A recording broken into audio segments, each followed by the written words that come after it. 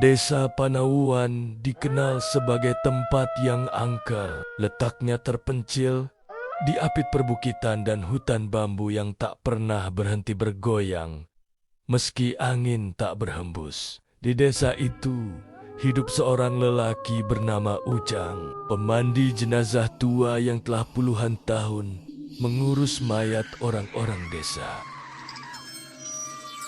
Ujang dikenal pendiam. Ia tak pernah menikah, tak pernah tertawa, dan tak pernah terlihat di siang hari, selain saat kematian menyapa salah satu warga. Orang-orang bilang dia tidur di rumah kayu dekat pemakaman dan sering bicara sendiri saat malam, tapi tak ada yang berani bertanya kenapa.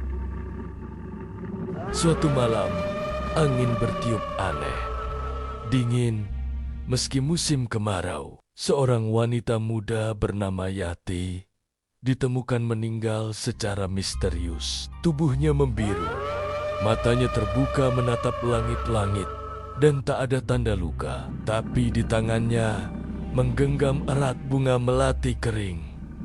Jenazah itu dibawa ke rumah Ujang untuk dimandikan. Tapi sejak malam itu, hal-hal aneh mulai terjadi.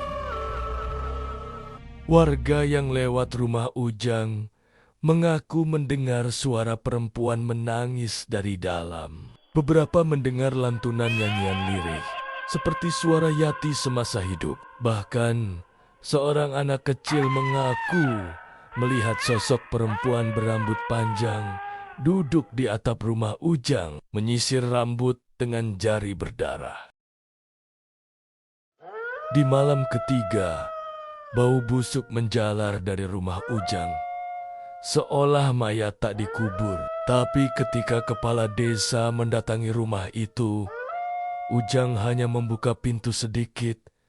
Wajahnya pucat dan mata merah seperti tak tidur berminggu-minggu. "Aku belum bisa memandikannya," katanya pelan. "Dia belum siap. Dia masih menatapku." Keesokan harinya, rumah Ujang ditemukan kosong. Tak ada Ujang, tak ada jenazah, hanya darah yang mengering di lantai. Bunga melati berserakan, dan di dinding tergurat kalimat mengerikan yang menyentuh tanpa izin akan disentuh balik dalam tidur abadi. Pagi itu, desa Panauan seperti dicekam kabut. Meski matahari telah tinggi, warga bergumam pelan, saling bisik di warung kopi dan di pinggir sawah. Nama Ujang menjadi buah bibir, bukan lagi sebagai pemandi jenazah, tapi lelaki yang mungkin telah melecehkan kematian itu sendiri. Namun satu orang berbeda. Namanya Sarkawi, seorang penjaga makam tua yang sudah lama tinggal di pondok kecil di dekat kuburan.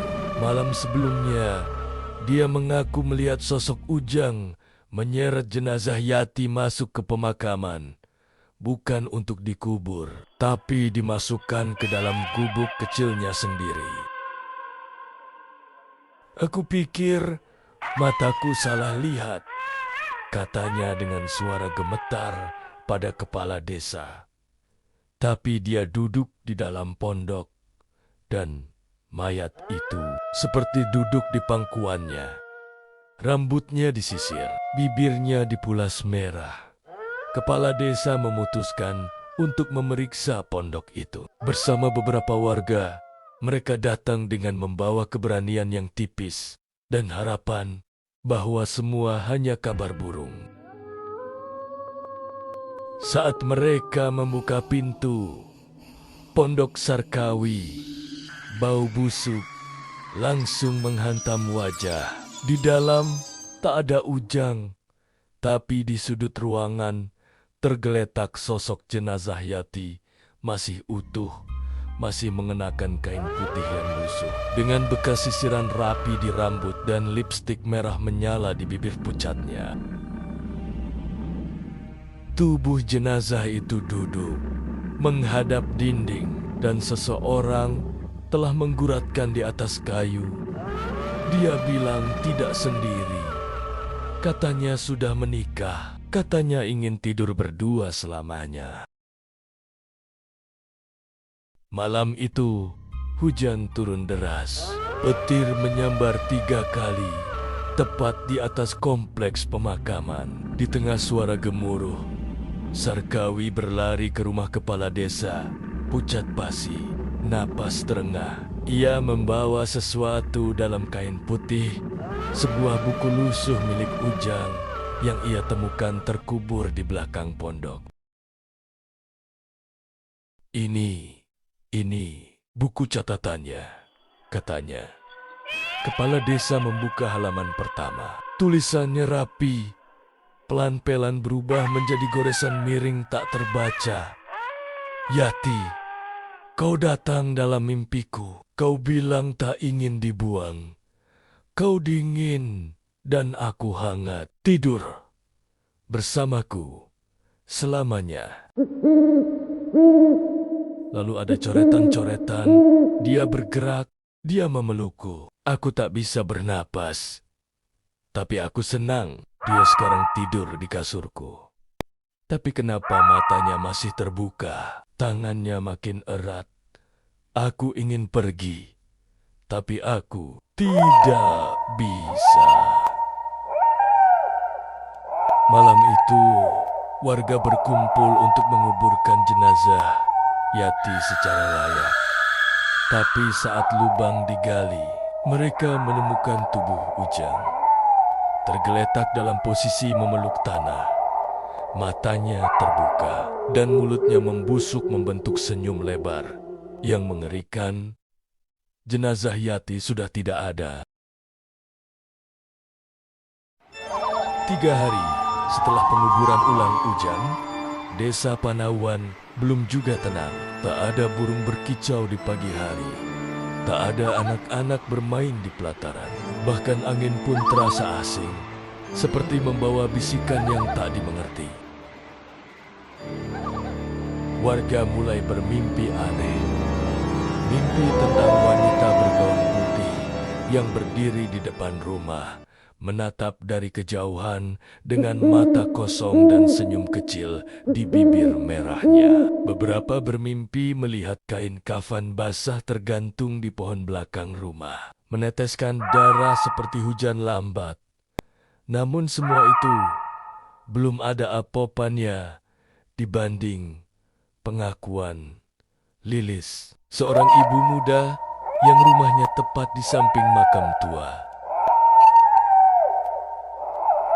Aku lihat dia berdiri di belakang pohon waru. Bisik Lilis gemetar. Tangannya menggenggam sesuatu, seperti kepala. Malam itu, Lilis mengintip lewat jendela. Ia melihat sosok wanita berjubah putih, berjalan perlahan menuju pekarangan. Langkahnya pelan, tapi tegas. Wajahnya terlihat setengah membusuk di satu sisi, cantik di sisi lain. Di tangannya memang ada sesuatu. Topeng pengantin Jawa, terbuat dari kayu dengan hiasan bunga melati kering menempel di sisi pipi. Dan kemudian suara itu terdengar, suara lirih seperti gumaman penuh dendam. Siapa yang ingin menjadi pengantinku malam ini? Keesokan paginya, warga menemukan kubur Ujang kembali terbongkar. Hanya lubang yang menganga, dan di dalamnya terdapat ranjang bambu dengan bantal dan di atasnya sepasang baju pengantin Jawa yang membusuk. Yang lebih mengerikan, seorang pemuda bernama Dayat, tukang gali kubur desa Menghilang malam itu. Di rumahnya hanya ditemukan satu hal, coretan di tembok, seperti ditulis pakai darah. Aku dijemput pengantin dari tanah. Jangan cari aku. Dia tak suka diganggu. Warga mulai panik. Kepala desa memanggil Kiai Rifa, seorang ustaz sepuh yang pernah mengusir makhluk penunggu hutan utara. Kiai itu datang malam harinya, membawa kitab tua dan segenggam garam hitam dari pesantren tua. Setelah salat malam, ia duduk di tengah pemakaman, dikelilingi warga yang diam. Ia membacakan sesuatu dari kitabnya. Saat itu, semua lampu padam, angin berhenti, dan dari balik pepohonan muncul suara pelan, parau, seperti dari perut bumi. Kalian mengganggu pernikahanku, biarkan aku tidur bersamanya. Tanah di hadapan Kiai menggembung, lalu pecah. Dari dalamnya muncul tangan kurus dan membusuk, menggenggam erat sebuah cincin emas. Di bawah tangan itu, samar-samar terlihat dua tubuh terikat dalam kain kafan yang sama, saling memeluk. Kiai hanya berkata satu kalimat, "Ini bukan arwah, ini kutukan, perkawinan najis antara hidup dan mati." Kiai Rifai tak tinggal diam. Ia tahu ini bukan sekadar arwah gentayangan, tapi ikatan kotor antara manusia yang telah melanggar batas dan sesuatu dari dunia seberang yang ingin bertahan di bumi. Ia membuka lembaran usang dari kitab pusakanya, sebuah halaman yang hanya bisa dibaca di malam Selasa Kliwon, malam yang dipercaya sebagai waktu ketika dunia orang mati paling dekat dengan dunia manusia. Malam itu jatuh malam ini. Kalau kita ingin memutus ikatan mereka, ucap Kiai Rifai kepada kepala desa, kita harus menggelar ritual Midodareni di kuburannya. Kepala desa ternganga, tapi Midodareni itu malam sebelum pernikahan. Kiai mengangguk perlahan karena mereka menganggap malam ini malam sakral mereka. Kita harus hadir di sana sebagai saksi, sebagai pengganggu.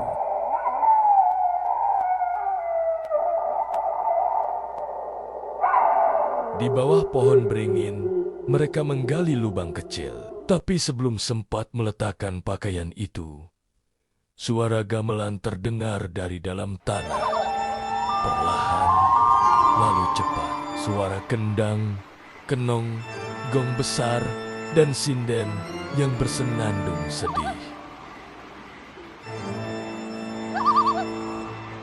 Warga saling pandang. Salah satu pemuda bernama Tatang hendak mundur, tapi tanah di bawahnya langsung rendah. Ia jatuh ke dalam lubang setinggi dada, dan dari dalam tangan-tangan mayat keluar mencengkeram kakinya. Tatang menjerit. Kiai Rifai segera membaca doa keras-keras, memercikan air garam ke lubang. Tangan-tangan itu menyusut dan menghilang perlahan.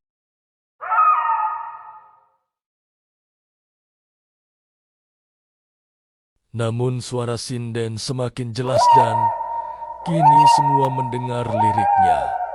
Pengantin dari tanah bersanding tak rela, yang mengusik malamnya akan tidur selamanya. Lalu sosok itu muncul dari balik nisan tua yang tertutup lumut. Perempuan bergaun pengantin, wajahnya setengah hancur. Bunga melati menggantung di rambut kusutnya. Mata menghitam pekat, berjalan pelan ke arah mereka. Tangannya menggenggam keris kecil berkarat, dan dari matanya, darah mengalir seperti air mata. Suamiku diambil, bisiknya. Aku belum siap sendiri. Kiai Rifai menancapkan paku keramat ke tanah. Sosok itu berhenti, tapi bukan hilang, melainkan menghilang dari pandangan, lalu menampakkan diri di balik tubuh warga satu persatu. Seolah menempel, menyusup, memilih tubuh baru. Salah satu warga yang kerasukan tertawa sambil menari seperti penari Jawa, lalu jatuh pingsan dengan mata terbalik. Di lidahnya terukir dengan darah.